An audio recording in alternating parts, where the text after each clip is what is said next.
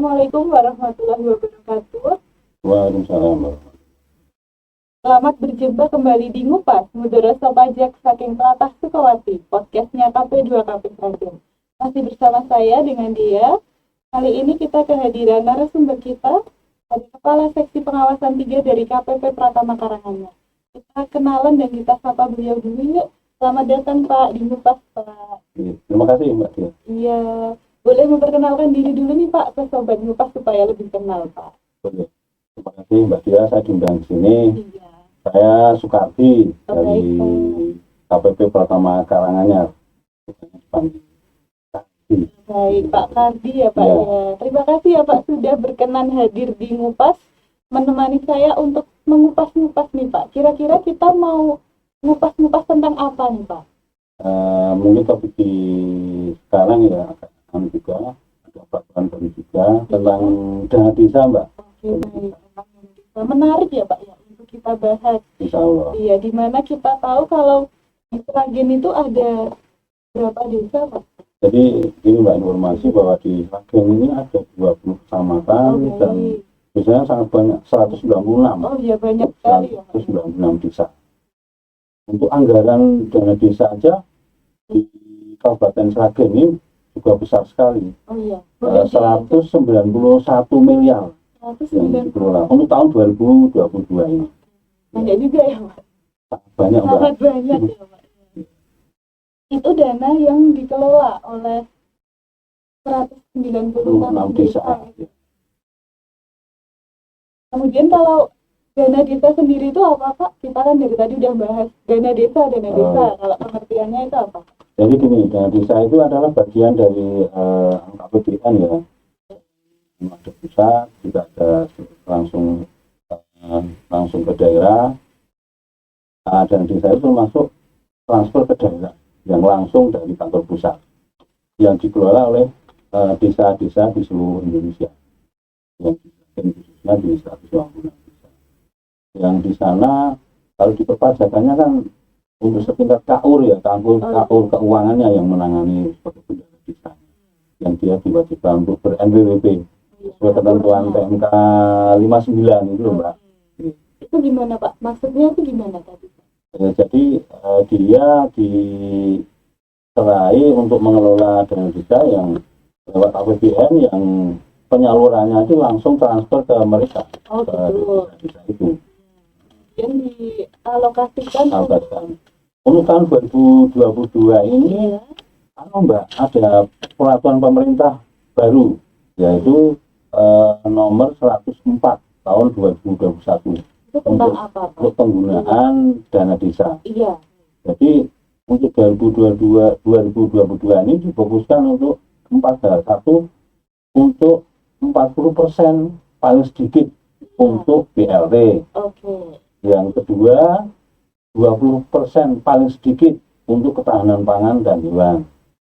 Yang ketiga, untuk dukungan penanganan corona. Terus itu 8%. Jadi insya Allah ini sudah 68% ini. Untuk di tahun 2022 ini dana desa, masing-masing desa punya kuasa untuk mengelola dan diarahkan untuk hal-hal tersebut. Dan yang terakhir untuk program sektor prioritas lainnya, mungkin itu prerogatif dari desa sendiri, Mbak. Berarti sesuai dengan kebutuhan desanya gitu Iya. Pak ya. Kalau untuk itu kan tadi kita sudah bahas mengenai pengelolaan dana desanya ya Pak ya. Kalau untuk realisasi pembayaran pajaknya sendiri gimana Pak? Oh iya, Kita bisa, bicara Mbak. Iya, ya. di Kabupaten Sragen ya Iya, Pak ya. maaf ini saya juga bawa datanya untuk saja. Oh iya. Jadi anggaran belanja daerahnya untuk khusus dana desa yang ini kami ambil dari Dinas Permandes ya, Kabupaten Sragen. Itu totalnya kan 191 miliar 509 juta 488.777 rupiah. Nah ini sampai hari ini pembayarannya sudah mencapai 5 miliar Mbak. Alhamdulillah. 5 miliar 474 juta. Tapi dari potensi yang dia kelola sampai akhir tahun masih ada kewajiban dari desa sekitar 2,1 M, Mbak. Jadi masih ada potensi lah sampai Iya, Desember. betul. Nah biasanya dana desa seperti itu Pak, Mbak. Dia mengelola dan sampai akhir tahun dia baru di bulan Desember itu banyak setoran-setoran di tahun itu. Oke, baik Pak. Jadi kalau secara umum itu untuk instansi pemerintah desa itu kewajiban pajaknya sama dengan instansi pemerintah pusat dan daerah ya Pak? Sama. Jadi mereka sama dengan bendara instansi pemerintahnya juga. Iya. Dia wajib memotong dan mungut dari kan itu APBN Mbak.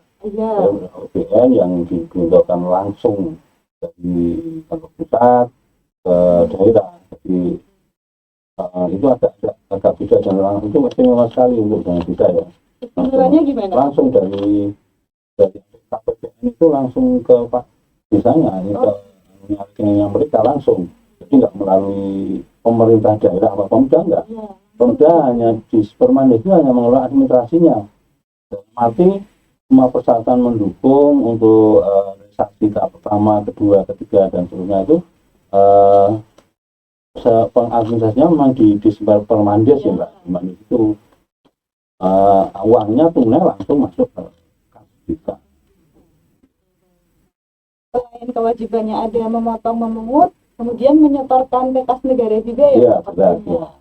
Ya ini mungkin ada kendala juga ya. Kendalanya gimana Pak? Tapi insya Allah ini sudah banyak diselesaikan oleh mereka. Karena saya lihat di lapangan banyak kapur ataupun pejabat di desa yang muda-muda. Dia tidak gaptek lagi.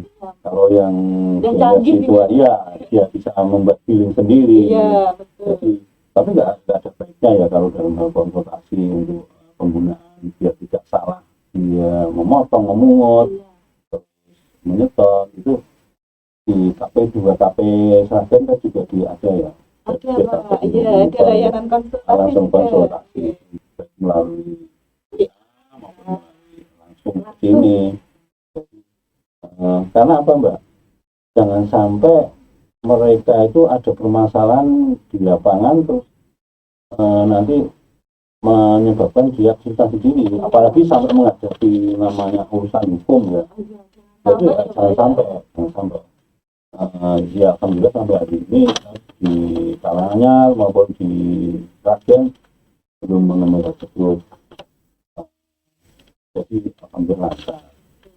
Tapi kalau biasanya permasalahan umum apa sih Pak yang sering ditemui gitu Pak? Ya kalau untuk bendara desa ya mungkin ya sama dengan instansi pemerintah lainnya juga bendaranya.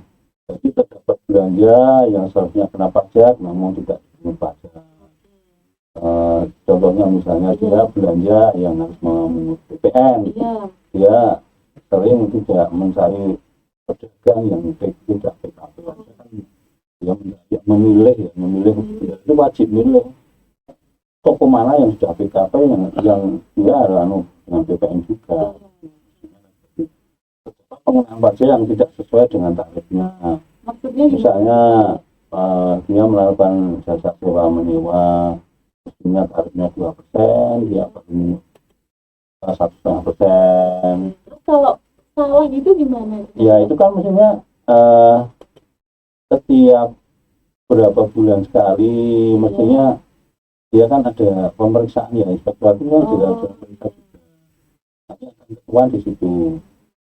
Tapi mestinya sekarang dengan adanya aplikasi baru yang diciptakan oleh BPKP itu mestinya tuh sudah tidak akan terjadi salah lagi Mbak. Kan secara sistem langsung persentase maupun besaran pajak yang harus dipungut dipotong sudah muncul di situ di aplikasinya. Iya. Ya harapan kita dari bendara desa ini tahulah untuk kewajibannya menyetor. Ya, yang pernah saya alami juga, Permandes nggak tahu bahwa bukti billing sudah dan belum kan nggak kelihatan ya, ada billing aja, ada kode billing tapi sebenarnya belum di store, tahunnya sudah di store. Kantor pajak kan setiap 6 bulan sekali ada namanya rekon ya dengan BKD itu keuangan. Ini ketahuan bahwa billing ini belum di ternyata belum setor. Pasti nanti kita lambat ya. Kalau dia sengaja kan sudah melanggar pidana, sengaja, apalagi memalsu dokumen pajak kan termasuk. Kemudian kalau untuk solusi mengatasi permasalahan-permasalahan tersebut itu gimana?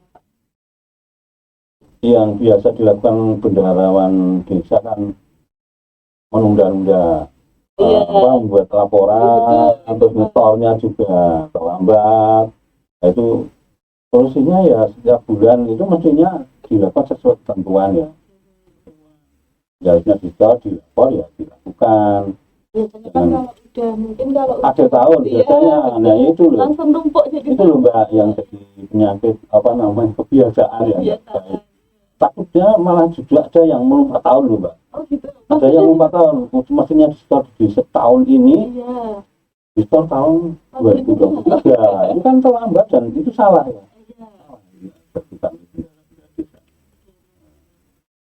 Ya kewajiban kita Mbak untuk selalu mengingatkan. Dan kita selalu mengingatkan, ini kewajiban saling mengingatkan, jangan sampai timbul masalah untuk mereka. Kalau dari kantor pajak itu juga udah rutin ada sosialisasi gitu juga ya? Penyuluh khusus juga. Iya betul. Kalau di Sragen dan Karanganyar sendiri ini kan baik-baik saja ya Pak? Bendaharanya ya? Atau gimana Pak? Boleh diceritakan? Kalau boleh dari 96 desa itu pasti Mbak ada 1-2 yang kewajiban pemungutannya belum dilakukan. Jadi gini, dari anggaran 191 miliar tadi, itu kan Kanwil menetapkan potensinya pajak harusnya minimal 4%, maksudnya bisa 7M. Nah, kita lihat dari masing-masing desa itu, dari persentase 4% itu masih di bawah itu masih banyak. Oh, yang masih di bawah itu masih banyak. Itu kan trigger dari pengawasan kita untuk mengingatkan mereka lah. Mereka sebelum mereka itu jangan sampai ketemu inspektorat atau BPKP yang notabene-nya memang temuan-temuan itu tugasnya nanti akan diperiksa oleh pajak. Nah itu 4% itu bendera-bendera masih melakukan, ada yang baru sampai setengah tahun ini, ada yang baru 2%, masih kecil gitu. Tapi insya Allah nanti kita komunikasi dengan himbauan, dengan konfirmasi kok masih sedikit, ada permasalahan apa di lapangan kan kita belum tahu ya. Tapi saya yakin, karena apa? Sekarang itu bendera-bendera di desa itu masih muda-muda Mbak. Jadi cepatlah mereka itu menanggapi, menyelesaikan masalah-masalah. Teknologi itu ya Pak? Iya, gitu aja. Kalau ini Pak, mungkin jenengan ada punya pesan-pesan untuk bendahara instansi pemerintah desa ini Pak? Oke Mbak, terima kasih. Ini sudah mau berakhir. Oh iya. Masih mau ada apa ada? Jadi ini kan sudah berjalan dari tahun 2015 ya, dengan desa langsung desa dan kita punya kuasa untuk menggunakan dana ini. Saya kira perlu saya sampaikan informasi juga bahwa pimpinan kami Pak Yuli ada program namanya tax agen. Tax agen ini menyangkut kepatuhan Mbak, kepatuhan. Tapi disebutkan menyangkut yang menyampaikan adalah pejabat-pejabat perangkat desa. Di sana menyampaikan apa atau fungsi pajak itu. Masyarakat kan belum juga belum tentang pajak itu untuk apa, untungnya saya apa bayar pajak. Di lapangan dengan program itu Pak Yuli menugaskan atau para pejabat atau perangkat desa menyampaikan ke masyarakat, selain menyampaikan kepatuhan SPT, bahwa pajak ini fungsinya ada seperti ini tadi, dana yang dia keluarkan itu dari pajak. Jalan-jalan, dana dari pusat APBN. Manfaatnya pajak itu. Iya. Kembali lagi ke masyarakat. Jalan-jalannya bagus, fasilitas bagus dan seterusnya pendidikan, sekarang juga tinggi untuk alokasi dana pendidikan. Jadi itu yang sudah dicanangkan di kalangan Mbak. Nanti insya Allah juga itu sudah disahkan juga sudah. Ini sekedar informasi aja bahwa agen itu memang yang bertugas adalah aparat desa menyadarkan masyarakat untuk laporan SPT tahunan. Itu menyangkut informasi aja. Tapi menyangkut dana desa ini, karena kebiasaan dana desa itu mereka nyangkut di akhir tahun. Ya tolonglah progresnya untuk triwulan pertama, kedua, ketiga, jangan sampai ditumpuk di akhir tahun. Karena di situ ada unsur keterlambatan menyetor. Akhirnya kalau terlambat nanti pasti kena sanksi ya, kan gitu. Dan saya harapkan mereka secara kontinu ya usulan dari saya, bisa khususnya secara kontinu lah komunikasi dengan yang terdekat di sini KP ya. Tadi pertama caranya dengan penyuluh. Mungkin ada aturan baru, mungkin ada kesulitan apa dalam hal penanganan dana desa ini cepat terselesaikan, jangan numpuk di awal akhir tahun. Mungkin itu Mbak pesan dari saya. Dan Mbak terima kasih sekali ya, terima kasih sekali, dan bisa bahkan sudah masuk 5M lebih Mbak dari dana desa realisasinya Mbak. Ya, yang penting itu bendara instansi pemerintah desa dan KPP itu kan saling ya Pak, saling berkoordinasi dan saling membutuhkan gitu ya Pak.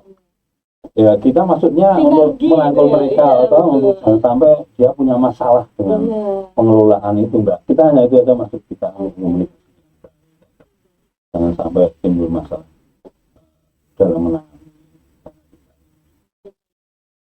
Baik Pak Kardi, kalau untuk tadi kan udah bahas mengenai permasalahan-permasalahannya nih Pak yang sering ditemui. Mungkin boleh diulangi nih Pak, gimana cara mengatasi permasalahan tersebut Pak, biar Sobat Ngupas lebih paham nih Pak. Oh iya, ya Pak. Mungkin berawal dari pengelolaan anggaran 2022 dan desa sesuai dengan pasal 5 ayat 4 bahwa kita mengingatkan ke para bendahara desa. Di situ jelas untuk tahun ini penggunaan dana desa memang diberikan kewenangan penuh ya ke desa ya. Untuk paling sedikit 40% untuk BLT. Tapi saya mengingatkan 20% paling sedikit untuk program pangan dan hewan, lalu untuk COVID itu 8% paling sedikit juga. Lalu untuk permasalahan-permasalahan itu memang sangat kami harapkan untuk diperhatikan para bendahara desa, bahwa memang masih banyak ya pejabat di belanja desa itu seharusnya kena pajak namun belum dipungut atau potong, pengenaan pajak yang tidak sesuai dengan tarif. Itu jelas ya, saya kira jelas ya. Jadi tadi misalnya untuk tarif PPh 23,2%, dia baru menurut 1,5% atau 1%. Terdapat juga Mbak yang sudah dipungut tapi belum disetor. Baru dia ketahuan di pemeriksaan inspektorat ataupun kita pada waktu visit ke mereka pajak ini belum disetor, ketahuan baru dibuat billing belum disetor sampai habis waktu dan waktu billingnya juga. Terdapat juga penyeluruhan pajak yang terlambat setor. Ini banyak. Nah, ini kebiasaan mereka di akhir tahun itu numpuk di akhir tahun itu. Makanya sekali lagi ada 4 permasalahan tadi bisa diharapkan mohon perhatian dari Bapak Ibu bendahara desa, Sobat Ngupas ya, untuk diperhatikan jangan diulang lagi. Karena ini sudah lama loh, sudah sejak tahun 2018 pengelolaan ini. Meskipun Bapak Ibu bendahara baru, itu kan kewajiban yang harus dilakukan. Jadi jangan lupakan kewajiban pajaknya itu tadi. Memotong, memungut, dan menyetor. Laporan SPT masa juga ya Pak? Iya, betul Mbak. Soalnya kan biasanya mungkin udah setor nih tapi nggak laporan gitu ya Pak ya, mungkin ya biasanya juga gitu. Pak. Baik, Sobat Ngupas, terima kasih sekali Pak Kardi sudah Terima kasih, menemani saya Sama-sama. untuk mengupas mengenai dana desa ini Pak. Semoga paparan tadi bisa bermanfaat untuk Sobat Ngupas Amin. semua. Bagi para Sobat Ngupas, terutama bendahara instansi pemerintah desa, apabila ingin berkonsultasi ya Pak ya, KP2KP Sragen selalu terbuka untuk menerima konsultasi dari Sobat Ngupas semua. Bisa langsung datang ke kantor atau via WhatsApp juga bisa. Kita juga menyediakan layanan konsultasi. Nomornya nanti bisa dilihat di sosial media kami juga bisa. Seperti itu. Untuk tayangan podcast ini nanti jangan lupa saksikan di YouTube KP2KP Sragen. Jangan lupa juga untuk like, komen, dan subscribe. Sampai jumpa di episode ngupas berikutnya. Wassalamualaikum warahmatullahi wabarakatuh. Waalaikumsalam warahmatullahi wabarakatuh.